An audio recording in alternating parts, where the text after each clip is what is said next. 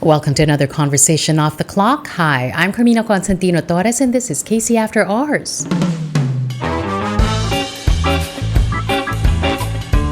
Wow, I must have been so confident in your abilities that I offered you a reporter job. We're storytellers. 20 years later, I'm still doing it. I don't glorify profit. But it's come to a point where a lot of people no longer really trust anything anymore. But our society no longer glorifies intelligence. Once upon your TV screens, there was a student activist turned journalist who told stories about the country. He eventually found himself as the authority on all things that point to a well-designed life. Before that, though, he was the quizmaster of a generation that took pride in knowing facts across categories. Natatandaan ko pa nga ang pagtutok sa bawat episode kung saan hindi lang tagisan ng talino ang nagaganap, kundi paghamon din sa sarili kung alam mo ang sagot. Everyone tuned in to learn about facts. Well, the master is back, and the quiz show too. But in this post-truth era, how will it all play out? Let's find out from David Celdran. David, nice to see you again. Thanks for joining us today. It's been so long. Thanks for welcoming me to your beautiful home. Oh, thank you. Thank you. Well, not a lot of people know that you are actually the one responsible for this. For the house? For me. For building the house? No, just kidding. Yeah. No, I know. I mean... Well, that included... Well, thanks for saying that, because I never thought that was my impact on your life anyway. No, I would always say it. There's no interview that I don't mention David Celdran. Okay, thank you. Yeah, Except my name is edited out, so I never see it. No, I always say it. Do you even remember... When we hired you? Yeah. When I hired you? Yeah. I don't remember the day or the actual year, but it was early 90s, right? Yes. Yeah, early 90s. I didn't even graduate Yeah, yet. you were like parang intern or something. No. Something like that. Something like that. Yeah. But you weren't legit. It wasn't like there's a curriculum vitae and there's like a formal interview process. It was like parang, hey, you show up and like, it helped that I knew your family, but of course that wasn't the issue. It was more like, I need someone who's like kind of has this dissident vibe. And it was that dissident vibe and that kind of like spunky personality that you really need to be in a newsroom. People have to be very, very contrarian, very kind of like skeptical. Yeah. And which was weird for such a young person to have that kind of worldview. No, because I remember that you wanted to hire me as a reporter right away, and I was like, nope, I'm not going to do it. Because I didn't know anything about journalism and all that. So I asked you, can you give me the lowest possible rank? Wow, I must have been so confident in your abilities that I offered you a reporter job. Right away, diba? So sabi ko, no, please. I want to start. And I wasn't coming on to her, okay? I wasn't trying to... So parang, please give me the lowest rank possible. And then you said, okay. Yeah. Which was a PA, basically. And then my salary never moved. Well, that wasn't my fault. Okay, we all know how that works in the network. I remember you were calling me, Ana. Sabi ko, sinong Ana? Yun pala ako yun, because that's my first name. I go, yeah, that's me. Ana Carmina Constantino. Correct. Let's explain the dissident vibe, which I completely understand, but not a lot of people actually know that you were once a student activist. Yeah. And unless you lived in my era, which is not a lot of people, no? But that's and correct. I would see you in our ancestral home since I was a little girl, because you would frequent the house with former Senator Kiko Pangilinan and Mike Defensor, who were among other student leaders at that time.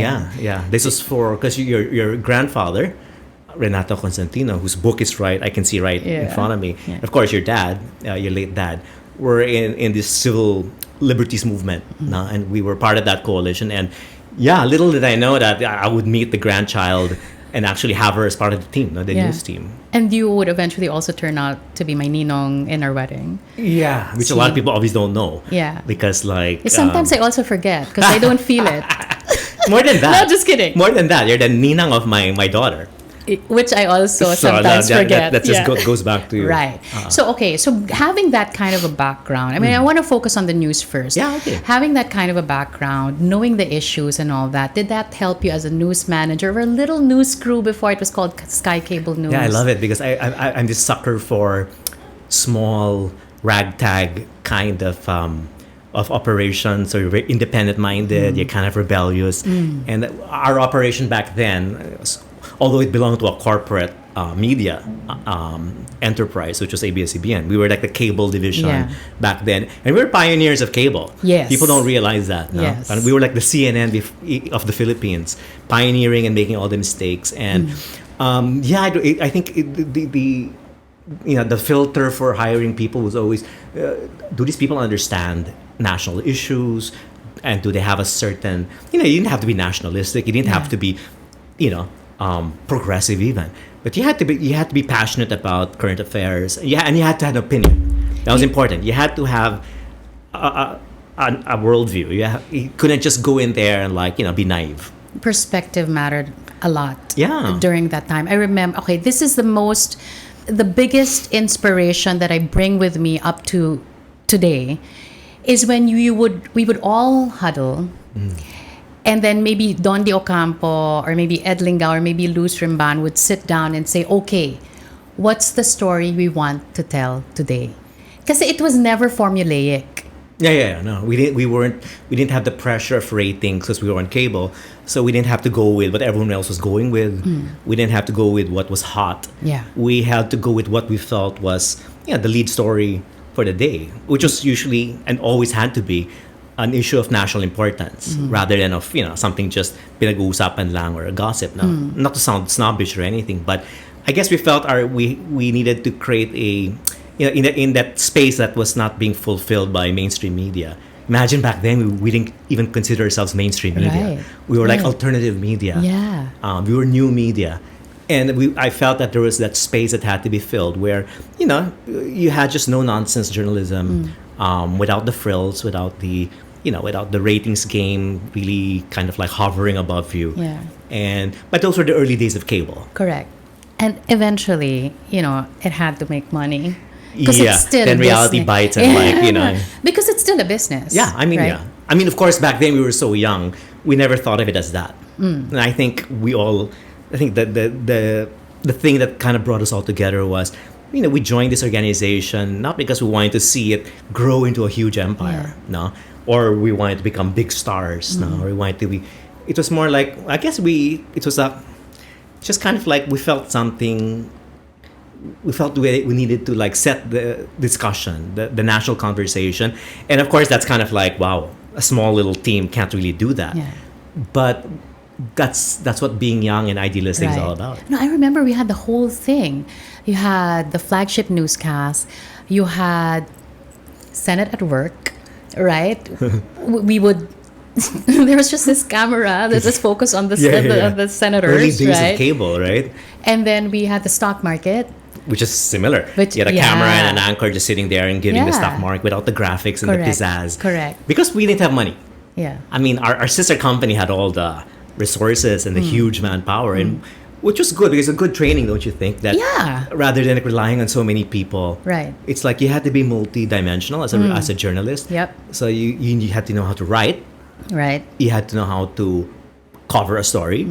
You had to know how to analyze that story. And then, of course, you also had to know how to sell that story, which meant kahit papano, we still had to, find a way to make it interesting and, people would still watch it. But how did you get from there to now being an authority of a life that's well designed? I mean, when you talk about David Celdran now compared to David Celdran in the early 90s, now you're, a lifestyle expert and all the things that we just aspire to have. I mean, we feel like we need to ask you first if this is a good deal or not. Okay. Actually, I don't see myself as a lifestyle guru. I see it as an extension of what we're doing. It's really lifestyle journalism. Of course, it doesn't have the same, rigorous standards of journalism as, let's say, covering the news, but it's still the same thing. If you watch my show, it's not a brochure of what to buy, and it's not a press release of companies. I mean, the discipline is really just, really, if you're looking at a brand, what makes a brand saleable, what is the business plan behind this brand, and there's a story. We're storytellers. You're not watching a 2-minute advertisement of a brand or of a hotel or of a destination. There's a story. It's my story discovering this brand or this destination. And that's the journalism part of it now. But I mean, it's quite a jump from managing a newsroom, being a news anchor, and then doing the show. But the origins were really because I was being a good soldier in the office, and there was a need for a host to do the business lifestyle show, and I tried it out, and like it clicked, and 20 years later I'm still doing it. Because I wasn't even going to start from news manager and journalist and all that. I was going to start from Activist. Student leader, which and is, then from student activist to like voice of the capitalist. Okay, yeah. I mean, I get that all the time, no? Parang sometimes it's people are amused, sometimes there's a bit of mockery, Yeah. no? But I always answer, it's like, it's like, if you watch what I do, I don't glorify, I don't glorify profit. I don't glorify, inane consumption, for Correct. example. Correct. It's like I'm very careful with what I choose. If anything, precisely because we don't cover mass market brands, where a lot of the exploitation takes place, a lot of the environmental waste takes place. When you cover artisanal brands, we talk about craftsmanship. That's really like creativity that you're Right. celebrating. You're celebrating design, artistry. I don't sound pretentious, no, but if you really go through the episodes, it's like, yeah, come to think of it. But still, there's still a gap between activism and what I do. And I just say people evolve, but they don't necessarily lose their soul. Was it simultaneously, concurrently with you being a news manager when you were a quizmaster too? Yeah. It's one of those strange situations where I was also employed both in the news and then doing a quiz show, and it simultaneously. And as a matter of fact, most people know me for my quizmaster days, even more than my executive class work, because it's cable, it's niche Right. audience. Battle of the Brains in the 90s was like this kind of iconic noontime quiz show. Yeah. And so many generations went through it and all that stuff. What was the whole origin story of Battle of the Brains in the 90s before we go into its resurrection? Yeah, it was like there's in the past, and we don't see it anymore today. There was a tradition of academic quiz shows for college level students. Before we were born, there was IQ7 Correct. on student canteen. Correct. And then Battle of the Brains was like the 90s version of it, and they kind of just dropped off. No, but it's like the entertainment industry could no longer. This is my opinion. Could no longer accommodate like a show that was geared towards academic excellence, but something like that had to be maybe not on TV. But the ratings game had become so intense, programming had become so expensive that to survive on Philippine TV, you really had to have a lot of entertainment value, which meant having to maybe water down the questions, getting students who were attractive or funny or or clownish, so that it's like it attracts ratings, and the purity of the show would have been sacrificed, and that's exactly what happened. It didn't last because I guess it couldn't survive in the 2000s, where Philippine TV had the landscape had changed. But do you think that's also one of the reasons why? Because I remember there was a time when we would all just really watch, and we would hear the question, hear the answer, and there was no question about that fact, that answer, and everybody just tuned in. Do you think that also contributed to what we're experiencing right now, that nobody seems to know one thing collectively? Yeah, imagine in those days, Carmina, there was no Wikipedia, there was even no Google, in fact. No, I think none. there was like something like whatever, no, the old names, Internet Explorer or something, Yes. no? And there was such a thing as authoritative truth. Okay, and it was like a consensus built around it. If judges said so, if professors said so, Then it is. if it's something that's printed, Right. then it's most probably true. In hindsight, of course, that's not always right. Correct. Because history can always be rewritten as new facts emerge. No? And in fact, if we were to go back to some of those questions, maybe we would have had to update them. Yeah. How many planets in the solar system? How many But how many the- stars in the universe? But when you do update, it's not for personal political gain. It's because there's new knowledge. But who's to say, right? I mean, that's these are the tough times we belong to. It's like there's just so much rival truths out there, and people no longer know or understand what is. And if they go online, you get multiple versions of the truth. Correct. I mean, there's a truth on TikTok, there's a truth on Wikipedia, there's a different truth in Encyclopedia Britannica, and when that happens, it's like, I would say it's like people kind of like retreat and like get their truths from each other. We call it social truth. It's like, it's your tribe. What's the tribe? What's the truth of your tribe? Correct. What's the truth of the people that you trust? As opposed to trusting a professor or trusting an institution. I mean, we've seen institutions lose their legitimacy, both fairly and unfairly, because a lot of institutions need to be questioned. But it's come to a point where a lot of people no longer really trust anything anymore. That's an exaggeration, I know, but to a certain extent, we're always verifying. Correct. I get news, Pope dies. And is this fake news? Is this like, I know it says Reuters, but it could be a fake Reuters. I mean, but that's a good thing to do because we're always verifying. But there's a huge fraction, right, of our society who just accepts it as the gospel. Especially truth. if it's coming from a source that they trust. Correct. And of course, who you trust it depends. I mean, not everyone trusts the government. The government says so. Yeah. Not everyone trusts the health institutions if they say something about COVID or whatever. Yeah.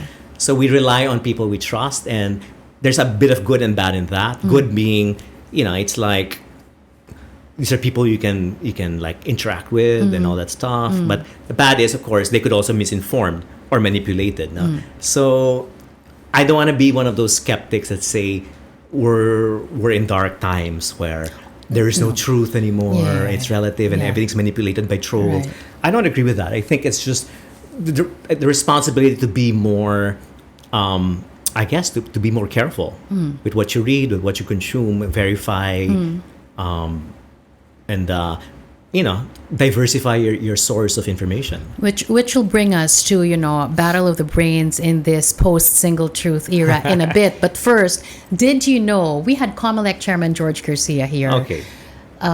couple of episodes back. And did you know, and he said this, he was once a reigning champion of Battle of the Brains. No way. Yeah. Because back then, ito yung kwento niya, sumasali siya sa mga quiz bees, sumali siya sa Battle of the Brains to put him through school. And he was your reigning champion for quite a while. Okay. Yeah. I mean, I get that a lot. People come up to me, I was your champion, and like, No, but if really? you're grade school and high school, I would forget because you were part of a team, right? When you were like a college champion, of course, you're kind of like the star, and like you only Is there a champion that you still remember up to this day? Yeah, many in college at least. But was there anything that struck you about all these champions? If there's any common denominator that, okay, maybe an episode in or a game in, you think to yourself, oh, this guy's gonna win it, this girl's gonna win it, because No, you can't actually. It's like not everyone who is smart can be an on-camera personality because being smart, intelligent is only one aspect of it. Yeah. You need to be confident. You need to feel comfortable, and a lot of them like kind of just wilt under pressure with the lights and all that. There's anything in common. It's of course that they were top of their class. They were like the valedictorians and everything, but a lot of them have moved on to responsible careers. I come across people who are like, oh, I'm now the undersecretary of so and so. I was eliminated in the weekly elimination, so I'll never remember them.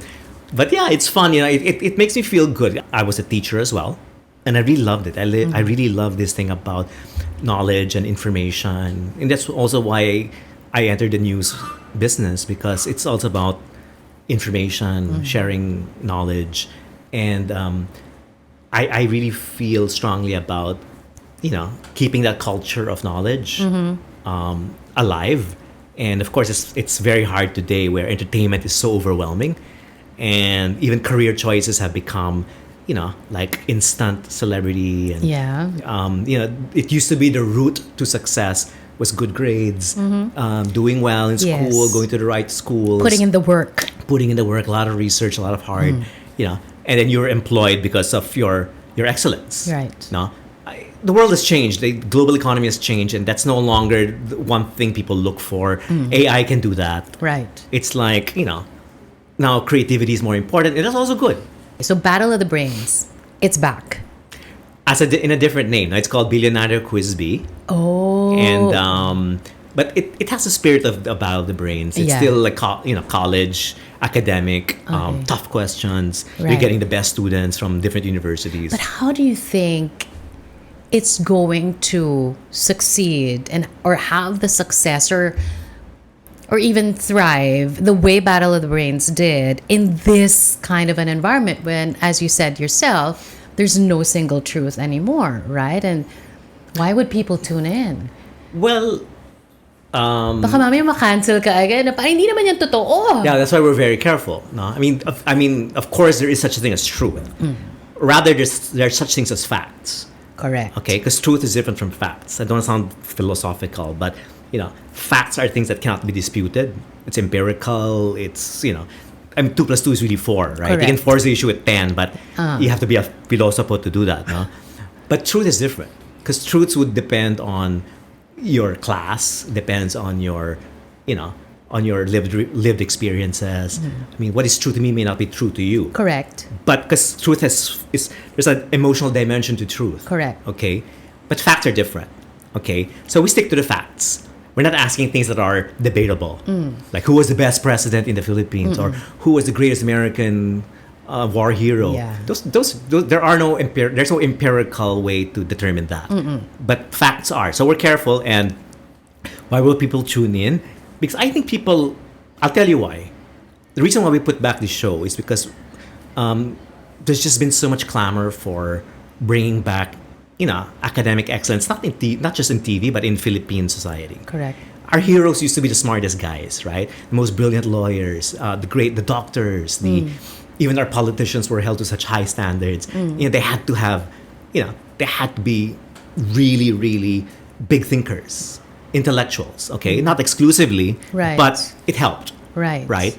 But our society no longer glorifies intelligence. We no longer glorify excellence. We glorify wealth. We glorify power. Popularity. We glorify popularity. We glorify optics over substance. Correct. No, surfaces over deep So truths. which of the two is it? Is it, there is this clamor for clarity and, excellence once again in terms of education, or is this your attempt to sort of anchor it, rein it back in to where it all matters? It's without being naive, of course. A bygone era is a bygone era. You can't bring back the past, no. But you can at least make, make the quest for academic excellence a core value for students, as opposed to being the next big UAP star or being the next singing sensation in school as a ladder to success. Nothing wrong with that. Definitely nothing wrong with that. We need good athletes. We need good entertainers. But I think we should provide this sense of, you have a path to becoming really successful and even popular maybe, and being being held up on a pedestal in society because you are the best in your school. You look at sports, for example, and the huge following in sports. How many people go to a quiz bee? How many go to an academic bowl? Maybe just the few interested people. I mean, I have no illusion that you're gonna get everyone to watch this. Yeah. It's not gonna beat the hot entertainment shows. Right. It's not even gonna beat TikTok. Yeah. But what gives me hope is that we're now in a digital world. And in digital world, a small niche, when multiplied all over the world, becomes a big one. It's like podcasting. Yeah. It's right. You don't need to be on a network Correct. to reach out to millions of people. Right. Because your market is no longer just people who are tuned in at a certain time. Your market is anyone who has TikTok or YouTube or Instagram or whatever. And that's a bigger market than a viewership in the Philippines, diba? So and because it's digital, it's on the web, it can be seen anytime, anywhere. 10 years later, it's still there. And that's what makes me excited. that we have a show that is now finally in the digital era, and it can be spread easily. It can become viral easily. And I'm willing to believe and come back here maybe 5 months later and say, you know what, our champion is now went viral because he answered this really, really impossibly difficult question. And now he's like, at least momentarily, he has 50 minutes of fame at least. But who chooses the questions? Give us an insider look into, how do you draft the questions? It's a team. No, it's a team. Like my contribution is not. No, I'm not the genius in the team, obviously. No, I mean, I consider myself smart enough, but not genius levels of smart. No, so we have that. We have this team that does the research, the database of questions. My role is really more trying to phrase it in ways or vet the question so that it's still approachable, it's still relatable. Well, we've talked about you being a student activist, news manager. Yeah, I think I answered that properly. It's like, let me just go back to that if you don't mind. Okay. Now, because not to sound defensive, but activism for me, it's not about your political beliefs. Of course. It's not about because political beliefs evolve over time. Because societies evolve over time. If you're an anti-dictatorship activist during the Marcos era, and it's a different era where there's no dictator or whatever, of course your political thoughts evolve, right? And so your politics evolves, but you know what? I think the reasons why you become an activist remain. Yeah. It's you first, of course, you feel this strong connection to people who are victims of injustice. I think, regardless of your political color, right?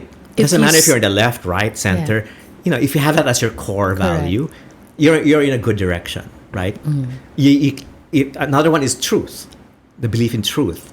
It's like, this is something that activists are passionate about. We're not always true and right, but we believe we're fighting for the truth, diba? And even that changes over time. But when you believe strongly in, no, I don't want to be lied to. No, but basically these are values that go beyond activism. Injustice, again, being against injustice, the passion for the truth, and of course the curiosity, that kind of like skepticism, that contrarian kind of mentality where I think we're it's all BS and you want to get to the bottom of it. Those are values you keep 50, 30, 40 years after Which college. brings us to the final question. I mean, you talk about truths, you talk about facts. We've basically covered your entire career in a span of, 30 minutes? Yikes. What do you know for sure now about truth and facts, given that you've been in different positions in your career of what? Is it a 40? Mga 35 years na yata.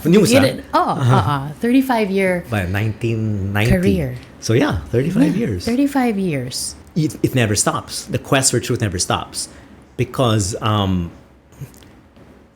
what was believed, let's say 200 years ago, 300 years ago, I mean, if we believed the earth was flat, and it's not static. Facts are not static. Truth is not static. And so, that's why you always have to maintain that level of curiosity, skepticism, healthy skepticism, investigative skills to verify. That's all I can say. I can't tell you right now that the truth, there's such a thing as fact. I mean, there's fact today. As far as we are concerned, these are the facts we know. Right. But if we're lazy and we end there and don't continue to kind of like continue to investigate, verify, compare, ascertain and all that stuff now, then you're not doing your job now as a human being, for that matter, not even a journalist. But having said that, I think now we have the tools more than ever to verify facts. Some people are just lazy and just want to rely on their feeds and their echo chambers and their bubbles. I think that the real challenge for us is to go out of our echo chambers, talk to people on the street, right? Yeah. Don't talk to your friends all the time. We all think alike. Talk to people on the street, diversify your source of news. I mean, there's a tendency for us, I think, and we're guilty of that, to want to listen to the same people, Yeah. talk to the same people, interview the same people, because it kind of validates our beliefs. And unconsciously, we're trying to, what we can't say, we want other people to say for us. So, and it's natural. It's human nature. But I think we have to go a step further and like face uncomfortable truths. It's hard, diba? Yeah. It's hard. It's Yeah. hard when the world doesn't agree with you. I think something about being an activist, something about being even a journalist, I think it's a lonely profession because you're always up against public opinion. Correct. And in your mind, public opinion is always kind of like determined by people who manipulate opinion, determined by those who are powerful, determined by those who have wealth, and what you believe is true is seen as either is ignored, or is seen as a lie, or is seen as some kind of propaganda, diba? But we have to understand why people think differently from us. Yeah. Rather than be judgmental, Yeah. and rather than be, like elitist about it and say, "Nah, what do you know? You're not educated. You don't know the news. You're not informed. You're just reading trolls." I think we have to be humble enough to say, "Let's find out why Correct. people are thinking that." Yeah. So truths, as you said a while ago, can be different for different people. Yeah. But facts are facts, right? Yeah. We can't say it's 6:00, but you say it's like And yet 7 there will be o'clock. people who will say it's not. And we'll have an alternate reality, Yeah. right? But that's a different discussion. Yeah. I mean, on the news, we have consensus on what is factual. But if you're talking about philosophical ideas, that's different. No? I mean, everyone has religion, for example. Yeah. Is something that you can't say is factual. It's truth for people. Correct. It's a belief. It's faith. It's like truth is something that they feel, emotional about. But a fact is a fact.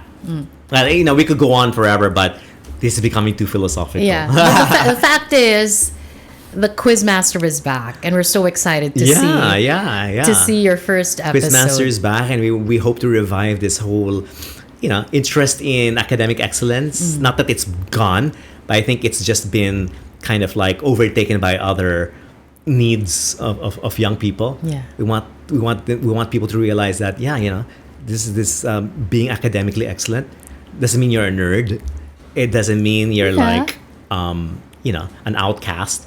It's something you aspire for, because being intelligent, I think, is a great tool in a world that we belong to, where, as I said, if you're not intelligent, you're not analytical, you could be taken advantage of, you could be manipulated, and if we have a strong foundation of being intelligent and being analytical, it helps you. It's a great tool. Yeah. Well, David, thank you so much. How's that for a job interview? You never did interview me this quite long a job interview for the job. I wonder what's going through my mind.